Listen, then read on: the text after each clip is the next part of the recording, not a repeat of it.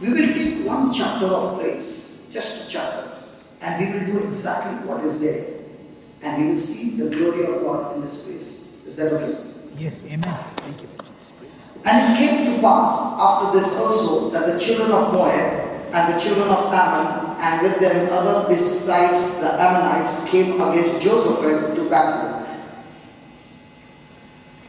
Then there came some that told Jehoshaphat, saying, There come a great multitude against thee from beyond the sea of the side Syria, and behold, they be in Hazan Tamar, which is En-Gedi.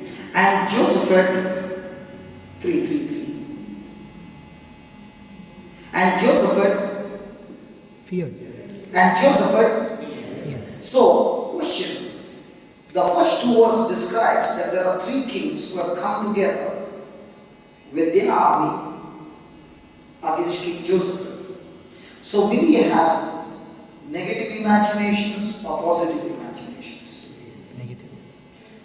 So, before fear can ever enter you, fear will always have to take your permission. I repeat again. Before fear can enter into you, fear will always have to take your permission. It will send you a notice. You accept the notice, you believe that notice, the next moment you are in fear. But if you rebuke that notice and you get your mind on the word of God, you refuse to take fear.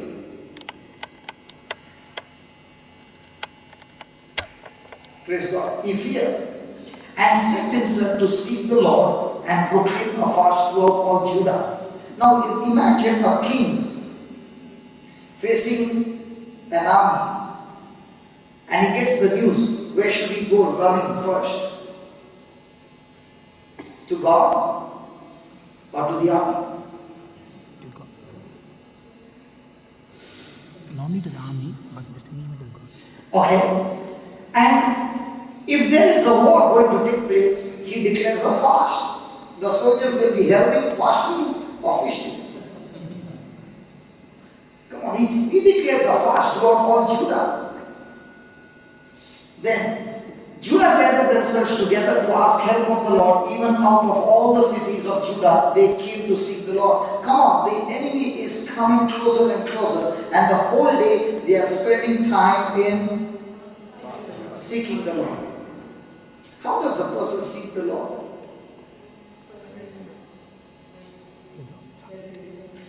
One of the most important tools to seek God is through His Word.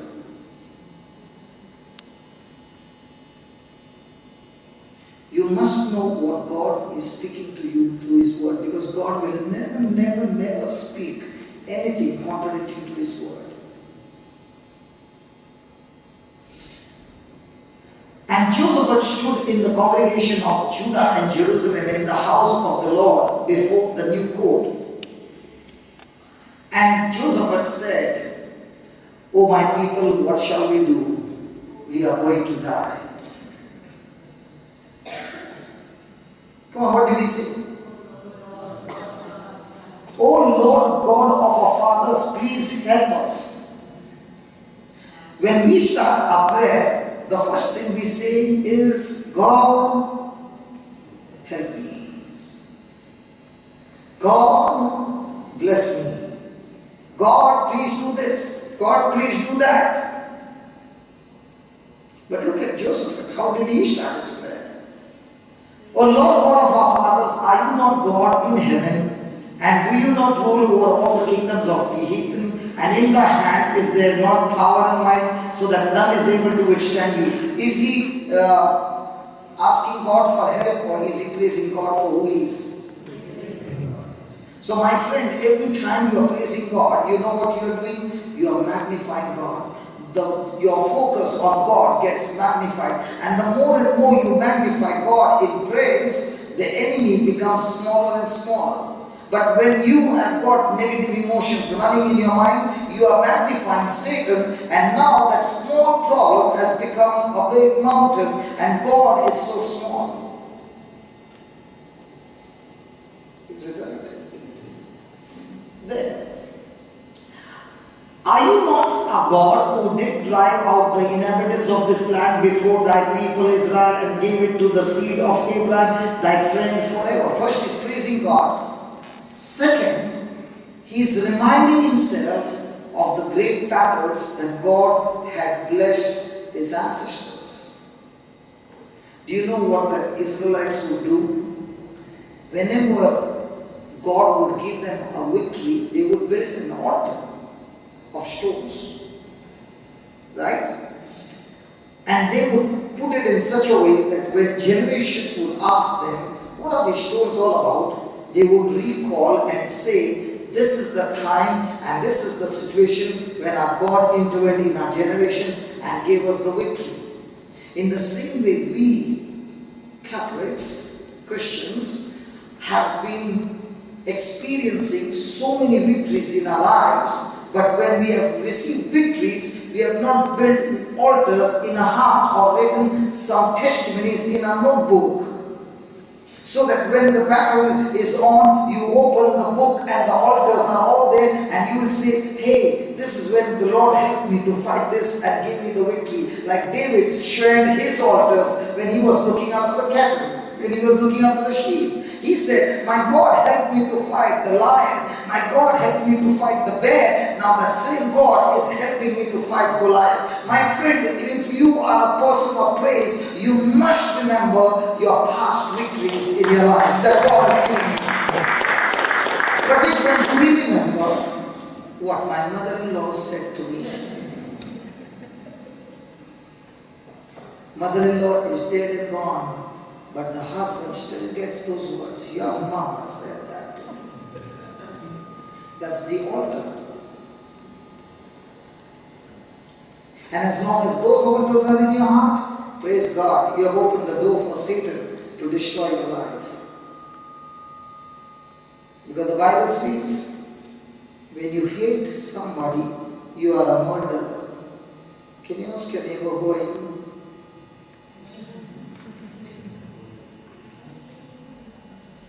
In Australia, it's not there. The Bible in Australia, the Bible in India is the same. Yeah. Praise God, in Australia it's not there. Hallelujah.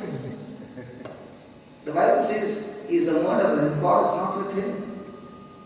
One of the most powerful tools of the devil is to bring negative emotions and hate. How do you know you love somebody and how do you know you hate somebody? Emotion. 100% proof, evidence. You love somebody and you hate somebody. Somebody, you don't go out talking negative about that person. But when you hate somebody, every time words come out of your mouth, they are only negative about that person. You know why? You hate that person. Do you love your child? You do. If your child has done something wrong, do you go and tell your neighbors, my son did this? No. But the neighbor's son whom you hate, you did that. Do you tell everybody? Yeah, because you hate.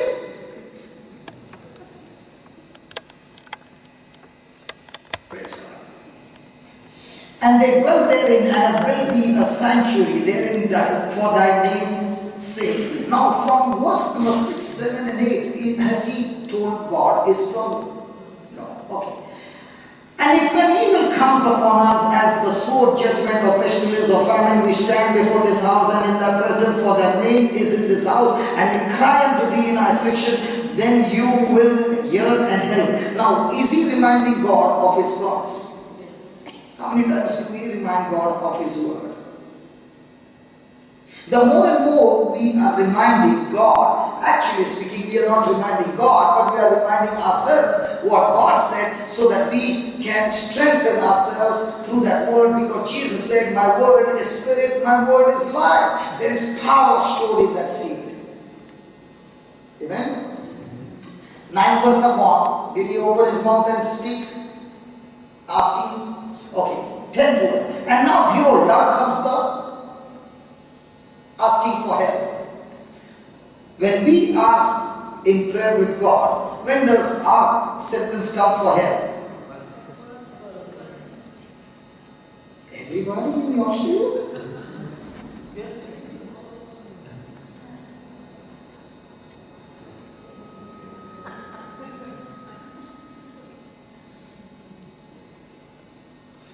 Praise God. And now behold the children of Ammon and Moab and Mount Seir, whom you would not let Israel into it, and when they came out of the land of Egypt, when they turned from them and destroyed them not. Behold, I say, how they reward us to come to cast us out of that possession which you have given us to inherit now. This is a verse number 12. That's the master key that opened the whole victory. Verse number 12. Remember this scripture every day when you are praying. Three things. First one, O God, will you not judge them? For we are no might against this great company that comes against us. Neither we know what to do, but our eyes are fixed on you. First one, Lord, we are powerless without you. Say that. Lord, we are powerless without you. Say that again. Lord, we are powerless without you. Second one, Lord, we do not know what to do.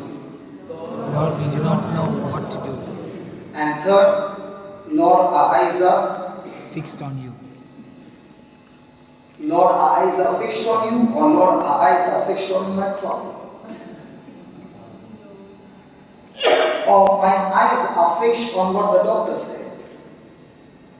I can say that my eyes are fixed on God, but every time you open your mouth and you speak to somebody, you are speaking about your sickness.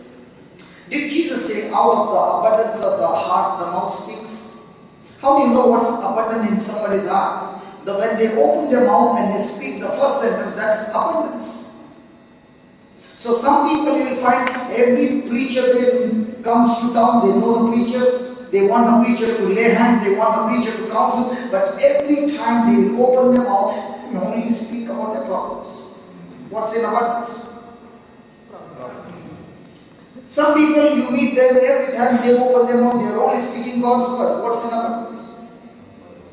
God's word. And the Bible says, issues of life flows out of the heart. In other words, whatever is in your heart decides your future.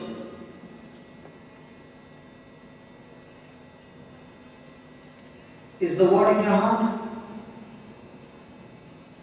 Yes. And if it's in your heart, can you recall it? Okay, let me show you a word in the mind and the word in the heart. What's the difference? The word in the mind is when you came for Mass and the Mass got over. You heard it and somebody asked you, what was the first reading? It was... That's the word in the mind, you forgot it. Word in the heart is, after so many years, if I ask you to say Jack and Jill,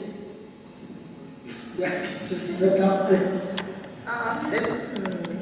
fetch a pail of water. Jack fell down and broke his crown. okay, you remember it. After so many years, because it's in the heart. If you can't recall it, it's not in your heart.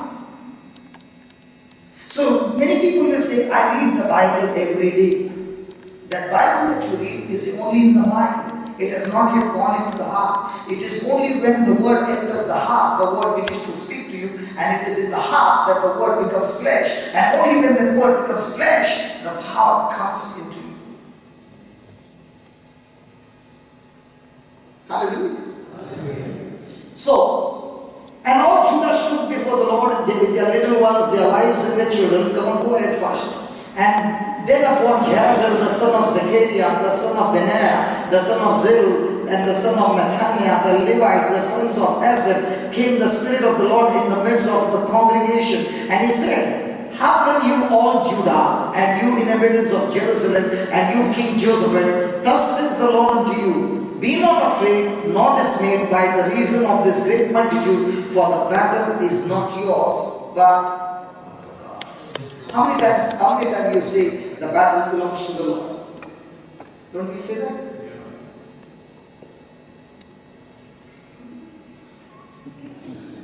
You never say that? Okay. But have you heard people say the battle belongs to the Lord?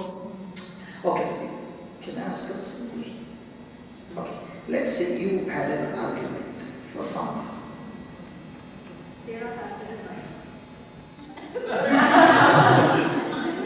So, okay, conclusion. Only husband and wife can have arguments. Brother-in-law and sister-in-law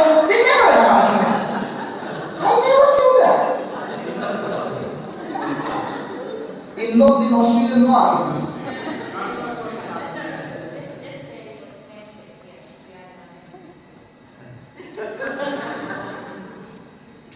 You said something, the Holy Spirit said, don't open your mouth.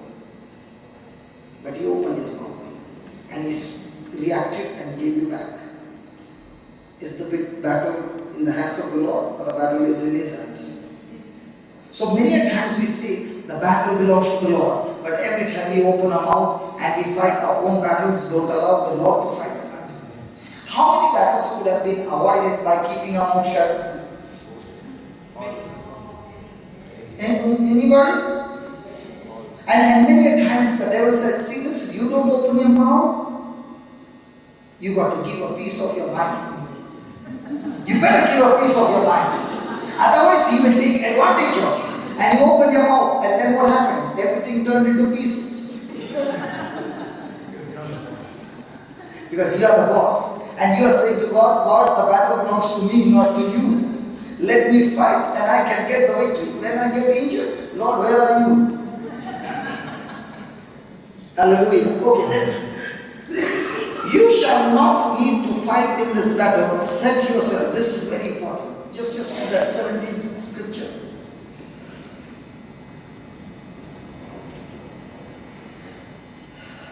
Let's everybody read it, because this is the master key to our victory. You shall not need to fight in this battle. Set yourself, stand you still, and see the salvation of the Lord. O Judah, O Jerusalem, fear not, nor be dismayed. Tomorrow go out against them, for the Lord will be with you. Set yourself. Say that word, set. When I am staying in Australia, I have a situation going on. The husband loves the temperature cool, and the wife loves the temperature warm. So the husband wants it cool, the wife wants it warm. Who does the setting? Split system. That's exactly what happens. For some time, the wife goes and sets it to warm, and after some time the husband says it's too warm, so let me set it cool. Now, let's say the wife did not set it on warm, and she calls up the company and says, your heaters are not working.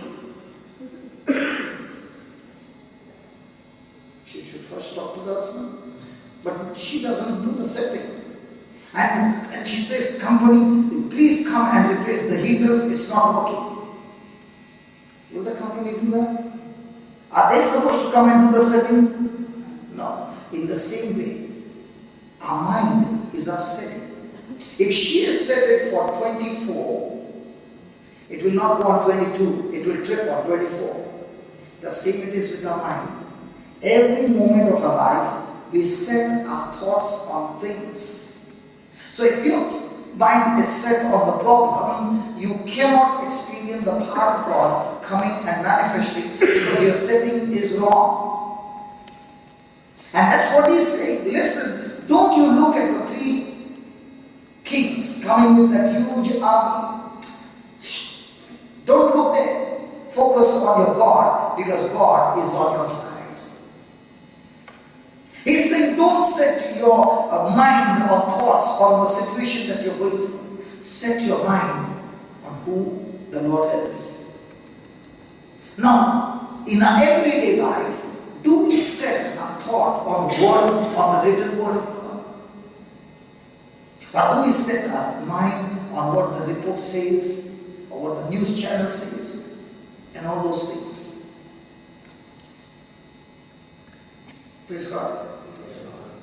So, when you come to church every day, and especially on Sunday, why do you come? You not only come to receive the Eucharist, when the Word of God is preached, that preaching of the Word of God is actually changing your setting. But only those who are submissive and saying, God, if that is what your Word says, I make a decision that I will act on this word, you have changed your setting. And the level to which you have changed your setting is the level of God's manifesting blessing and power and glory manifesting in your life. See, somebody might come and say, brother, please pray for my marriage in crisis. By praying for somebody, marriages don't get healed. Marriages are in crisis because of only one reason, and the reason is selfishness. Have you ever heard a word called divorce? Never heard of it. Very uncommon. No?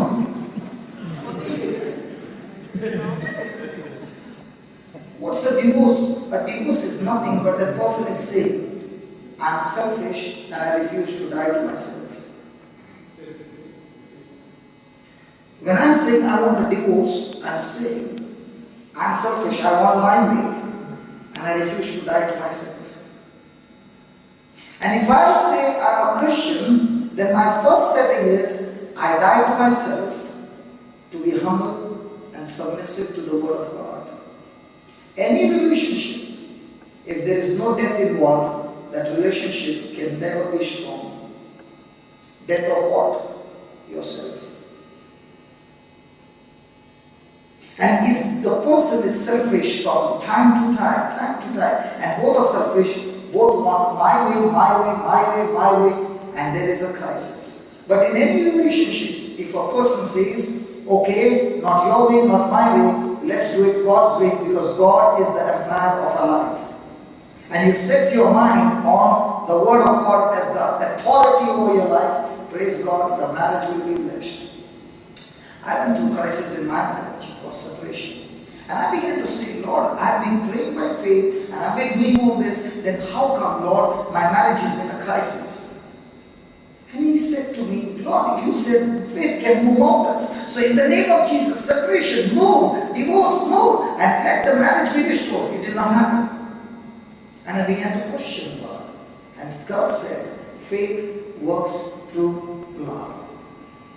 When you read 1 Corinthians 13 chapter, whatever sentences are written there from the verse number 4, put instead of love, put your name there and start reading it, and you will be smiling and smiling.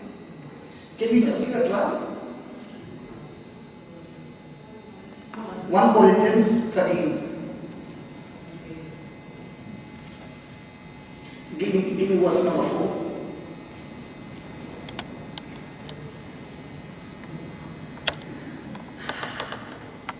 Instead of charity, let's put love. Let's put I suffer, then I am kind, I envy not, I want it not itself, and I am not puffed up.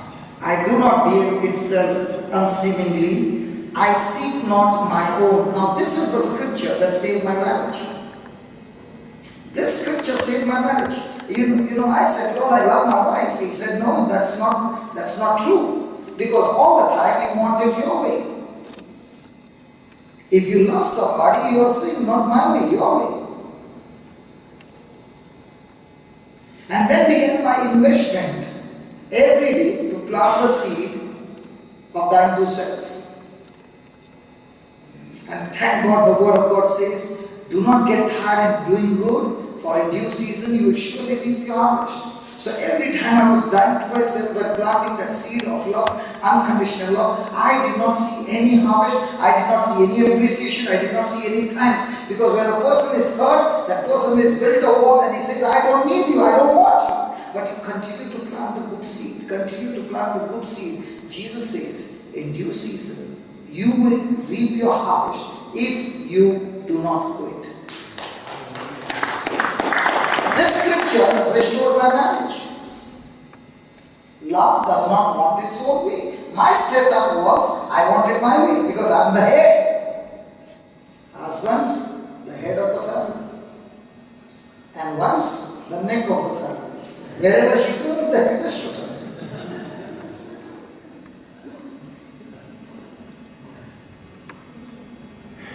That's not in the Bible, okay?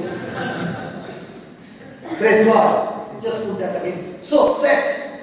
So from today, can we change our setting to God's word? See, whenever you find a person in a crisis, what will you say? Brother, please pray. Pray. Pray. But how many people say, can you change your setting to God's word? Your praying should help you and strengthen you to change your setting.